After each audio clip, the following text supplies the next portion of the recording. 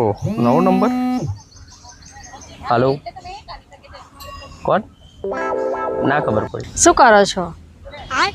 ઓળખાણ ના પડી. કોણ? કેમ ઓળખાણ ના પડી? એમ તો કેટલી ગર્લફ્રેન્ડો રાખો છો તમે, તો ઓળખાણ ના પડી મારી.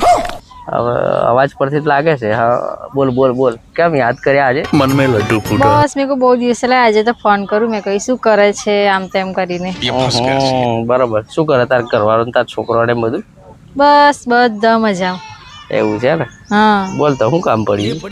કામ તો હતું પણ હવે કરશો કે નહીં એ તો ખબર નહીં, પણ મને મેં કહું લાઈ હેલ્પ તમે કરશો એમ કરીને ફોન કર્યો છે આજે તો.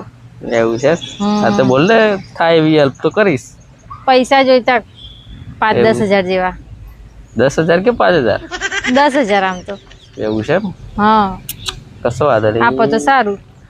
હા તો પૈસા માટે તું ફોન કરું ને, એમને તો ખાલી તું યાદ કરું ના નહીં. આજે 2 વર્ષ અરે પછી. ના એવું થોડું હોય યાર. હા, આજે 2 વર્ષ પછી ફોન કર્યો તું.